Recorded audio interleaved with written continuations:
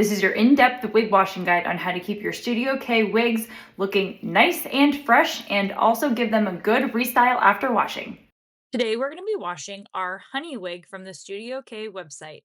I like to wash my wigs about every 15 wears or so, and it honestly just depends on how the hair feels. If it starts to feel dry and tangly, that's when I know it's time to wash my wig. At the end of this video, we'll talk about different products that I use to keep my wigs hydrated in between washes. So, first thing we're going to do is we're going to start out by gently brushing the wig. It's important with any lace top wig that you start from the ends and you also use a wide bristle brush. I don't care if you lay this on the countertop or you decide to put it on a mannequin head or you even hold it in your hand. But the point here is start at the ends and work your way up, and that's going to prevent and help with any shedding that the wig might have. The method of washing that we're going to be doing today is using any sort of basin. I don't care if this is your bathtub, your bathroom sink. I happen to be using a bigger sink that I have in my garage. You're going to fill this up with lukewarm to cool water. It's important that you don't use hot water when you are washing your wigs. You're going to get some good shampoo. My favorite shampoo is anything hydrating around a professional line that doesn't have heavy silicones or sulfates in it. So I'm using the Ion Keratin shampoo here, and I'm just mixing the water around and creating some nice suds. And you want to fill it up enough so that it's going to be able to coat the wig when we put it in there and lay it flat.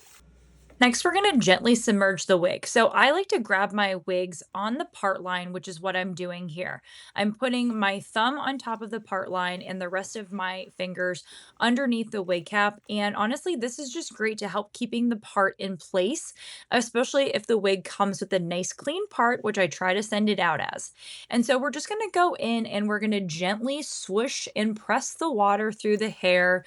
Don't do a ton of rubbing or scrubbing, and just sort of swirl it around in the water and let all that soap get in there.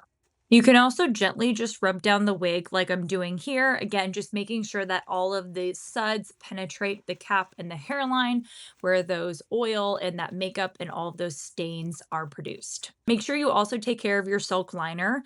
So I like to separate the silk liner from the lace and just make sure that I'm getting that nice and clean because that definitely will get tinted with makeup and stains while you're wearing your wig in between washes. Now it's time to rinse, and for this, I'm just going to take a little bit of a shortcut and I'm rinsing with the faucet. If you want to go the extra mile, you can drain the tub and you can fill it back up with water. But again, I know that we're all busy and we don't have a ton of time. So the most important thing here is, again, be gentle. Don't use hot water, either lukewarm or cool water, to fully rinse all that shampoo off of your wig before it's time to condition. For conditioning, I'm going to go in with the Ion Keratin Smoothing Conditioner. Again, this is one of my favorite lines. Keratin is nice for human hair wigs because it adds hydration back in. Now, once a month, you also can go in and you can do the Ion Smoothing Mask. This is what first opened me up to the Keratin line by Ion, and I have to tell you, I am absolutely obsessed with how much it hydrates my wigs and keeps them soft and feeling shiny. But for normal washes, you can use just the regular conditioner. And then, as I mentioned, maybe like once a month, depending on how often you wear your wig, or every couple of washes, you can go in and you can give it a nice conditioning with the actual mask. So for this one, I'm just going to put a nice big glob all over the wig. And the important thing to keep in mind here is we do not want to go anywhere near the lace top because conditioner will loosen the knots on your wig and cause hair shedding. So we're going to go in from the mid shaft of the hair down to the ends, and we're making sure that we are getting that hair and saturating it really well. I also like to focus on the nape and the underside of the wig because I feel like that is the area that's most prone to tangling because it tends to sit up against your neck. So I make sure that I get that really well. You can already see how easy this wig is conditioning, and I'm running my fingers through. Again, quality of hair and quality of products matters when you're selecting your wig. After I condition, I do like to let the conditioner sit on for about like 5, even 10 minutes if your wig is feeling really dry. So let it saturate and let it sit there before it's time to rinse it off. Now, same thing we've done before. We're going to go in with lukewarm to cool water, and we are going to make sure that we get all of the shampoo and conditioner off of the wig and give it a nice rinse down. Let's talk about washout. Washout happens when the hairs get pushed through the other side of the lace top, and this can happen due to your water pressure being too high. So, one thing to note is just keep tabs in that water pressure when you're washing your wig. Once you're done washing everything out, we're going to gently squeeze out the excess water. Again, squeezing, never wringing or twisting the hair, and just being gentle to get a lot of that water out. We're going to continue the drying process, preferably with a microfiber towel. And again, we're just squeezing the wig from the cap down to the ends, just getting that excess moisture out so we can start to apply some product and also start to let it dry. Okay, so now let's talk styling products. I don't try to put too many products on my wigs, but there are a few that I have tried that I'm absolutely obsessed with. So, with the theme of today being Ion Smooth, number one, you can use the smoothing tonic, which is a little thicker, or you also have this replenishing mist, which is a little bit more lightweight. So maybe use the tonic if you need a little more hydration, and you can choose to use the replenishing mist if you just want a little tap of moisture. So again, we're going to go in and spray the wig, but we are avoiding the lace part and just going from the mid shaft down to the ends. And of course, we want to brush that product in. So, gently starting at the bottom and working your way to the top, we're just going to give the wig a little brush.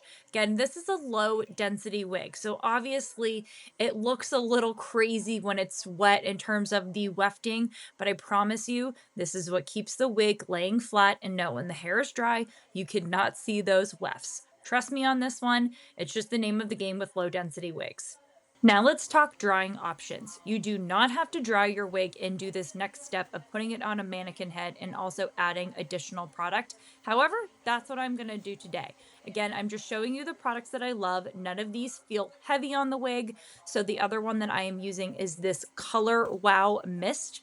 This is a heat activated one, which is why I'm putting the wig on a mannequin, because I need to give it a little blow dry in order to activate the product. So again, if you're not doing this step, you can just put your wig on a wig stand and allow it to air dry, or even lay it flat on the countertop. It honestly doesn't matter. If you do decide to use the Color Wow Mist, then you're going to go in and you're going to lightly spray.